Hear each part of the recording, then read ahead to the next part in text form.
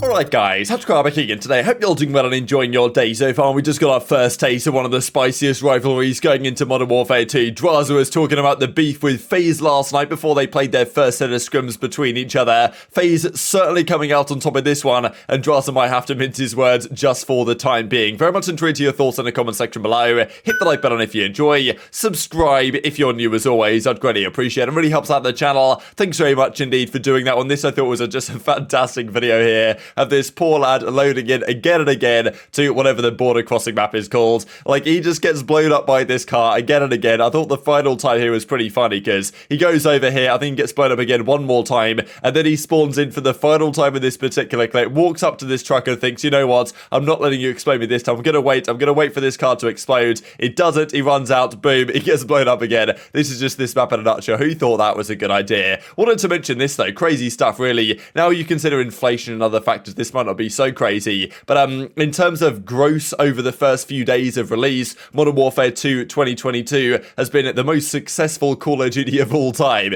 You look back to Modern Warfare 3 in 2011, 775 million in sales in the first 5 days. Nowadays the games are more expensive, but you know, still the numbers are pretty impressive, there's no doubt about it, and it does go to show that for whatever we talk about Joe Secret or what he does to the game, he's delivering the goods to Activision. You got to give him credit for it. I think there's also some talking points on this though, because obviously, look, they're not going to cater the game to the competitive community when these are the sales they're getting from what they're doing elsewhere. But there is a good talking point. There is some positive signs to that to some degree in terms of Call of Duty is still massive. Now, you could argue it's due to lack of competition, which I think is probably fair enough. Like, where is the competition from other FPS shooters? It's not really there at the moment, to be perfectly honest. But it does still mean there is a huge audience for Call of Duty, which could be, you know, they could make more attempt, I think, to convert the actual players over to competitive. You know, put some stuff on the homepage, whatever. Just stuff like that when you load into Call of Duty would help over time. So, I don't know. There's pros, there's cons. It is what it is. Thought I'd mention it for you guys regardless because it's pretty crazy stuff. This, firstly, on the OpTic side, as Crone says, just two friends hanging out here. I believe in the public OpTic Discord, you can see in their Discord kind of the player hangout area. I think some things have been leaked here in the past. And I think there's some, like, Discord extension which allows you to see private channels and stuff. Not really sure what's going on, but of course, people are going to keep an eye on the OpTic Discord. And JPKrez this time, the JP that we thought it was, is, well, spotted with Rambo Ray in the player hangout area. So more than likely, indeed,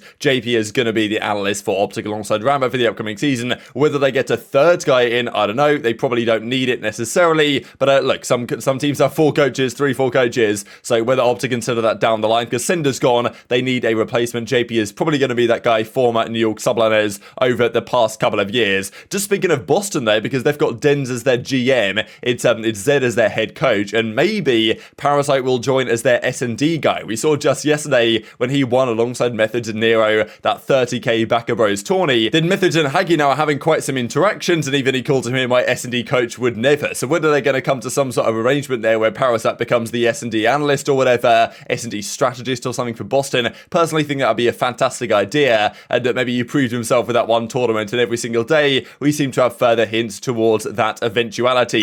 Quick discussion on GAs. Europe we saw yesterday banned the smokes in respawn, the flashes are gone, smoke in search and destroy, etc. I said that probably North America will follow suit in due course. Turns out that is now the case. Flash grenade to GAs, stuns are now being used instead of flashes. Personally think this is probably fair enough. The flashes are pretty insane in that game, to be honest. So yeah, flashes are gone, stuns are now what's being used, and yeah, 1 smoke in search, 2 trophies in respawn for now. More things will get added to this list over time. The weapons that we're using now, probably give it a couple of months, won't be the weapons that are used, just because you know, GAs might still come into effect. The current SMG that's used is very strong, the Vaznev, but it's also like, I don't know, it seems really ugly to me to look at, to be perfectly honest. I kind of wish there was another one. Maybe they'll decide that in due course. This is the weapon that the players are using right now, many different classes for this. The interesting thing about this game is that despite all the potential attachment combinations, there are very few viable options actually, because you don't want to stack your weapon with attachments, because if you do, there's actually more cons than pros effectively. And also the weapon tuning and the attachment tuning, I think people have been mentioning that if you tune at the attachments too much, as in let's say you go into your barrel or whatever and you tune it max to the right and max to the top, the elements that makes worse actually get more worse than the other elements get better. So tuning is actually can be beneficial, but doing it to the max is probably not the way to go, I think is what people are saying right now. So it's a bit of a minefield, honestly, this whole gunsmith system. But this is Scump's class, only using 3 attachments. I've seen some just use 2 attachments, no barrel at all, just a stock and then like a muzzle brake on it. And then apart from that, there's nothing else people are using really, which makes sense. But,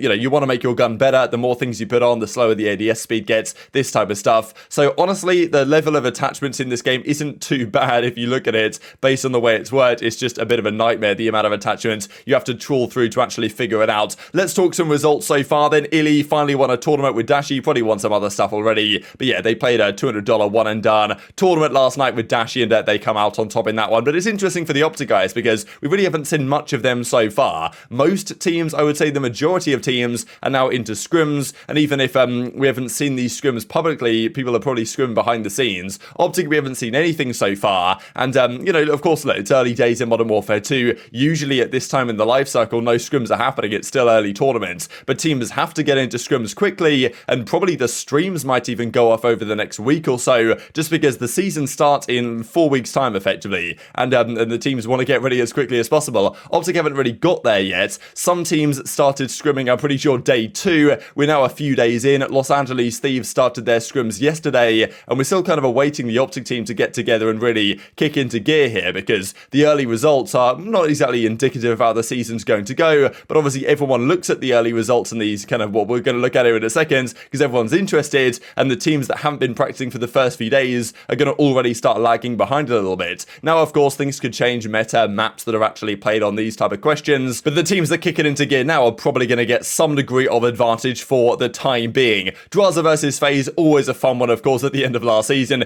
This is one of the tweets that happened when he won the World Championship up against FaZe, and there was some interesting stuff happening behind the scenes and on the stage as well. And as he says last night, scrims versus FaZe, hashtag beef, hashtag getting it, hashtag rematch, hashtag king of LA. So pretty funny stuff, to be honest. Of course, he's joking around to some degree, but still, Drazah's leaning into the beef. He's definitely not wanting to run away from the fact that those guys, Drazah versus aBeZy, Drazah versus Simp, had their fair share of beef last season, especially towards the end of it, and that's definitely one that's going to continue. I'm sure the FaZe guys want to get their revenge. I'm sure that Drazah wants to back up the trash talk, and last night he was attempting to do exactly that. Some other scrims that were going on here. This is Clayster, of course, delivering the goods in scrims here, up against, well, whoever they're playing. Okay, they're playing the Boston team here, so Vegas versus Boston. Honestly, Vegas so far, they've not looked spectacular, but they've not looked bad at all, to be honest. I've been pretty impressed with what I've seen from them so far. Clayster individually looking pretty good as well from the streams that I've watched. As I say, the streams probably won't stay on for too much longer, to be honest. The Scar is honestly like really enjoyable to watch. Even though I saw Octane, a weird clip came out from Octane where he was shooting straight at a guy and the bullets just did not connect at all. And I think what might be going on there is that there's some weird thing that Exclusive Ace reckons, that the visual recoil can literally send your iron sight into a different spot than where you're actually shooting, and certain attachments make that worse and better. So it's a classic Infinity War type stuff, but sometimes it looks like you're shooting straight through a guy, and actually you are, but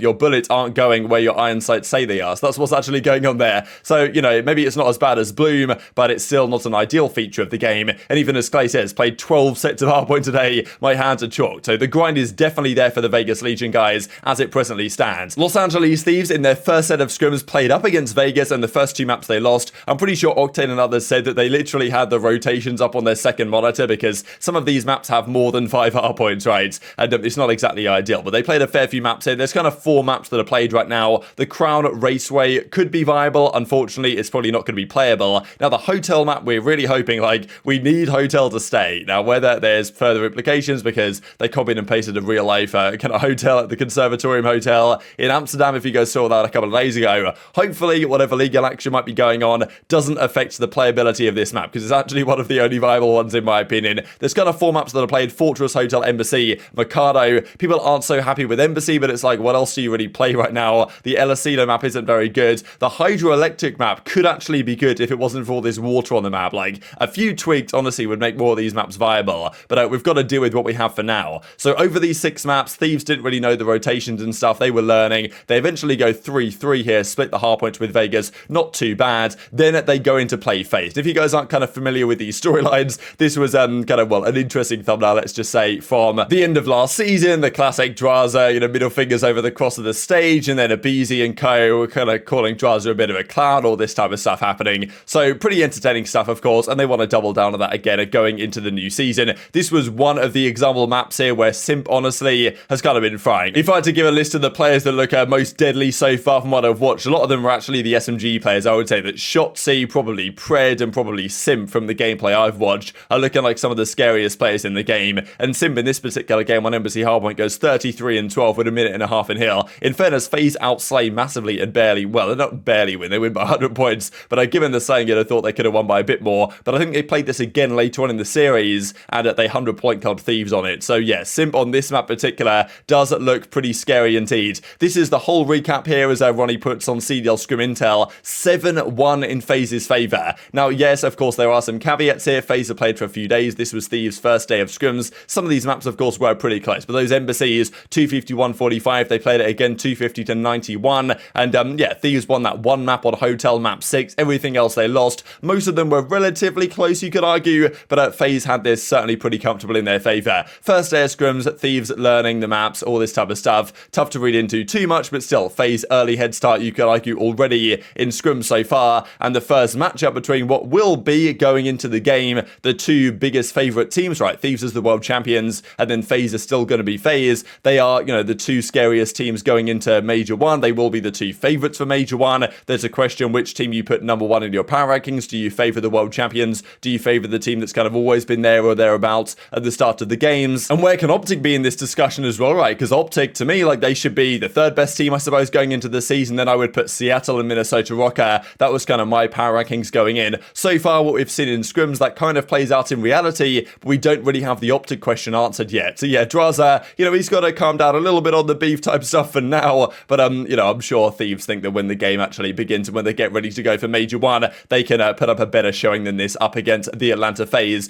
This also, Ultra, we saw some scrims finally for them last night, and that these were the results up against Boston, a 4-4 split. Some of these maps pretty dominant. The 100-point club here on Fortress for Boston, almost 100-point club the other way around on the Mikado map on map 8. But yeah, splitting the maps here, pretty interesting because Ultra have some questions to answer, losing Mayhem and losing Marky B as their coaches. Can they make it work from a culture perspective? Boston split the map set with them right here. This also was happening, Florida versus Rokkr. To me, outside of FaZe, Rokkr have probably looked the most impressive team to me just in terms of pure scrum results. They played Florida last night 5-2 in Rokkr's favour. At the same time, okay, Hotel was actually the only map here, map 2 and map 6, that Florida managed to win. Both of them were pretty close fought affairs, but Florida, we're not really expecting this team to be a respawn powerhouse. If they can win their 2-3-5s, that's really the plan here for Florida Mutineers this season, at least in my opinion. And then up against Vegas, Rokkr win this set 4-1, and of course at this point, Clayster had probably been playing so many hardpoint maps on the day, and a load of these maps are actually really close. Fortress, 250-248. So definitely intrigued to your thoughts and all this stuff in the comments section below. What does this mean early doors? Of course, as I say, the game is obviously just come out, and the early scrum results don't mean too much, but at the same time, the season does begin in about 4 weeks or so every day head start and advantage will be important. And of course, we looked at a few teams that are playing scrims there, and we've seen some results from. Not all the teams have got really into gear yet, and we've seen Scump and such play the game, but have they really hopped on and played scrims? I'm not sure that's actually been the case quite as yet. And when they do, hopefully we get some streams of it, at least for the next few days before they probably go off not too long from now, so teams don't give anything away. I know there's also been some questions though. Okay, look, if you're a bottom 2 team, if you're one of the worst 2 teams in the game, why not just get the streams on anyway? Because no one's going to copy stuff from you if you're one of the worst teams in the game. And you know, I hope that can be the case this season to some degree, because I know that Thieves last season said that, yeah, streaming practice was going to be something they were going to do, and then it kind of died out very quickly. At least this season we've got some, but it might not last for too much longer. Very much intrigued to your thoughts in the comment section below. Hit the like button if you enjoyed, subscribe if you're new, take care, and I'll see you next time.